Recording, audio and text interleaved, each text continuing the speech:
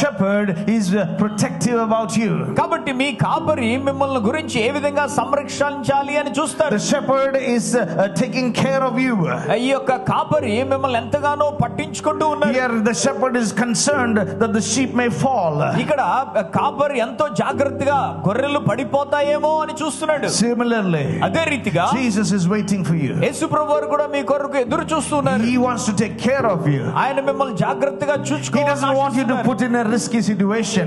ఆయన మిమ్మల్ని ఎప్పుడు కూడా ఆ యొక్క రిస్క్ లో పెట్టదలుచుకోలేదు. See, many people question God. అనేక మంది దేవుడిని ప్రశ్నిస్తారు. Oh Lord, why did you do this to me? ప్రభువా నాకు ఎందుకు ఇలా చేసావు? Oh, why did you bring this problem to me? ఈ సమస్యలు నా దగ్గరికి ఎందుకు తెచ్చావు? Oh, why is this happening in my life? నా జీవితంలో ఎందుకు ఇలా జరుగుతుంది? See, the problems come in our life because we don't listen to the word of God.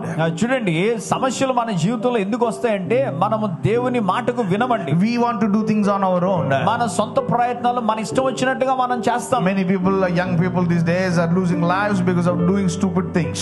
ఈ దినాల్లో యవనస్తులు తమ జీవితాలను ఎందుకు కోల్పోతున్నారంటే ఆ యొక్క పనికి మాలిన పనులు చేసి. They're trying to do reels on social media for followers. They have train accident, waterfall accident, this accident, that accident. They lose their life. ఆ యొక్క సోషల్ మీడియాలో ఫాలోవర్స్ కోసం ఆ ట్రైన్లలో షార్ట్ ఫిల్మ్స్ చేస్తుంటారు, రీల్స్ చేస్తూ ఆ యొక్క వాగుల దగ్గరికి వెళ్ళి చేస్తూ ఉంటారు, వారు చనిపోతున్నారు. Family members, they say, God, why did you do this?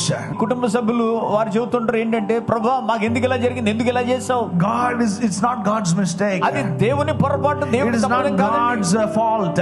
అది దేవుని తప్పు కాదు. If you go and do something risky and die, it is not God's fault. ఆ యొక్క మీరు వెళ్ళి మీ ప్రాణాలను మీరు రిస్క్ లో పెట్టి ప్రమాదకరమైనటువంటి క్రియలు చేసినప్పుడు దేవుణ్ణి ఎలాగ నిందిస్తారు? But remember one thing. ఒక విషయాన్ని జ్ఞాపకం God ఉంచుకోండి. will protect you. దేవుడు మిమ్మల్ని కాపాడుతారు. God will guard you. దేవుడు మిమ్మల్ని సంరక్షిస్తారు. As long as you're walking in obedience to His word. మీరు ఆయన మాటకు లోబడి నడుచుకునేంత కాలము ఆయన మిమ్మల్ని సంరక్షిస్తారు. Hallelujah. Hallelujah. Hallelujah.